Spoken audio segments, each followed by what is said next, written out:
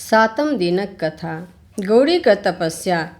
गौरी कामदहन आ महादेवक व्यवहार देख डेरा गेलीह। हुनका कतहु चैन नहि भेटनि। सदिखन शिव शिव रटैत रहथि। एहि बीच हुनका नारद मुनिसँ भेँट भेलनि। ओ महादेवके प्राप्त करबाक उपाय पुछलखिन। नारद कहलखिन, बिना तपस्याके महादेवक दर्शन भेनाइ कठिन अछि। हुनका केवल तपस्यासँ प्राप्त कऽ सकैत छी। तखन सखीसभ महारानी मैनाके सब बात कहलखिन। मैना गौरीके बजा कऽ कहलखिन, अपने घरमे सब देवता छथि। एहन सुकुमारी शरीरसँ वनमे तपस्या केलासँ बड़ कष्ट हैत। ताहि दुआरे हमर विचार जे घरेमे तपस्या करू। मुदा गौरीके ई बात नहि जचलनि। बिना महादेवक तपस्ये हुनका चैन नहि भेटैत छलनि। गौरीके दुखी देख माय बहुत चिंतित भेलीह। अंतमे गौरीके जंगल जाय तपस्या करबाक आज्ञा दऽ देलनि।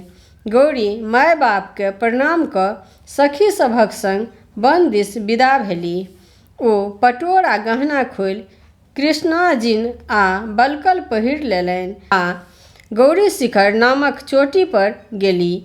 फल फूलसँ लदल मनोरम स्थानके देखि ओ ओकरा साफ कऽ तपस्याके वेदी बनौलनि।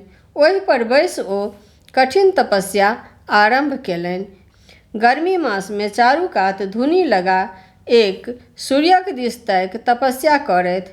बरसातमे बिना अढ़वला स्थानमे तप करथि आ जाड़ मासमे जलमे ठाढ़ भऽ तपस्या करथि। जे तपस्या मुनि सबसँ पार नहि लागल से तपस्या एकटा सुकुमारी कन्याके करैत देख मुनि सब हुनकर दर्शन करऽ आबऽ लगलाह। सब हुनकर प्रशंसा करऽ लगलाह। ओहि आश्रमक अद्भुत हाल छल। ओतऽ गाय आ सिंह एकै घाटमे पानि पीबैत छल। गौरीके तपस्याके प्रतापसँ कैलाश ओ गौरी शिखरमे कोनो अन्तर नहि रहल। गौरीसँ प्रभावित भऽ ऋषि मुनि सब नारदके संग महादेवक ओतऽ गेलाह। हुनका सब विनम्र भऽ कहलनि, हे महादेव, गौरी तऽ एहन तपस्या कऽ रहल छथि जेहन आइ तक ने कियो केलक आ ने आगू कियो कऽ सकत। आबू अपने हुनका पर प्रसन्न भऽ हमरा सभक काज करियौ। महादेव कहलखिन, गौरी अपन तपस्यासँ हमरा प्रसन्न कऽ देलनि। आब हुनकर मनोरथ पूर्ति हम करब। अहाँ सब जाइत जाउ, अहाँ सभक काज अनायासे भऽ जायत। महादेव बूढ़ बाबाजीके रूप धऽ गौरीके तपस्या स्थान पर गेलाह। बाबाजीके रूपके देखि गौरी हुनकर स्वागत सत्कार केलनि। बाबाजी प्रसन्न भऽ हुनका पुछलनि जे कोनो तरहक विघ्न बाधा तऽ नहि अछि। इहो पुछलनि जे कोन कामनासँ एतेक पैघ तपस्या करैत छी। गौरी अपने किछु उत्तर नहि दऽ अपन सखीके इशारा केलनि। ओ कहलखिन जे हमर सखी महादेवसँ विवाह करबाक कामनासँ तपस्या कऽ रहल छथि। जहिये ई तपस्या शुरू केलनि तहिये आश्रममे फल फूल लगौलनि। ओ सब गाछ बढ़िआँ फल फूल दऽ रहल अछि, लेकिन हिनकर कामनाके फलक एखन अंकुरो नहि फूटल अछि। बाबाजी गौरीसँ पुछलनि कि ई बात सत्य कहैत छथि। गौरी उत्तर देलखिन, हाँ, ई सत्य कहैत छथि। ताहि पर बाबाजी अपन निराशा प्रकट करैत विदा भेलाह जे हुनका होइत छलनि जे गौरी कोनो पैघ कामनासँ एहन कठिन साधनामे लागल छथि। गौरी हुनका जाइत देख रोकबाक प्रयास करैत पुछलनि जे हमरासँ कोन अपराध भेल जे एना निराश भऽ तमसाएल जाइत छी। बाबाजी बजलाह, अहाँ हमर अपराध नहि कऽ अपन हानि कऽ रहलहुँ अछि। हमरा पहिने अहाँ पर श्रद्धा भऽ गेल छल, मुदा अहाँके अभीष्ट बुझि घृणा भऽ गेल। अहाँ असरफी बेच माटि कीनऽ चाहैत छी। हाथीके सवारी छोड़ि बरद पर चढ़ऽ चाहैत छी। सूर्यक प्रकाश छोड़ि भगजोगनीके इजोतमे रहऽ चाहैत छी। कोठा सोफा त्यागि मरघटमे दिन बिताबऽ चाहैत छी। कतऽ सर्वसम्पन्न इंद्रादि देवता आ कतऽ भिखमंगा महादेव।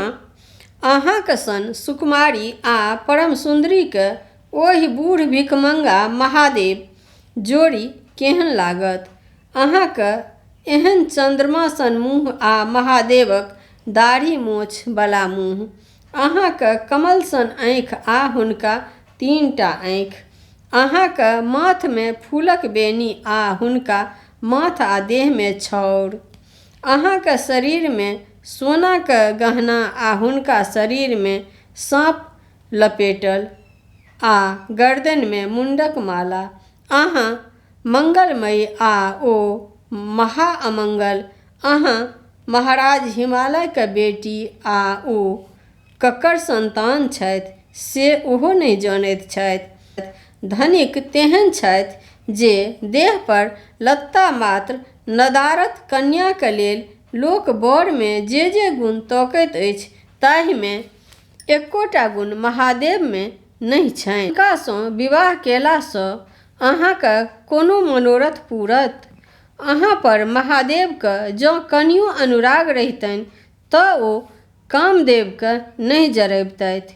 ओ अहाँके योग्य वर कदापि नहि छथि। महादेव निर्गुण ब्रह्म थिकाह। ओ अपन इच्छा अनुसार सगुण सेहो होइत छथि। वएह ब्रह्माके रूप धऽ संसारक सृष्टि करैत छथि। सभक आदि पुरुष वएह थिकाह।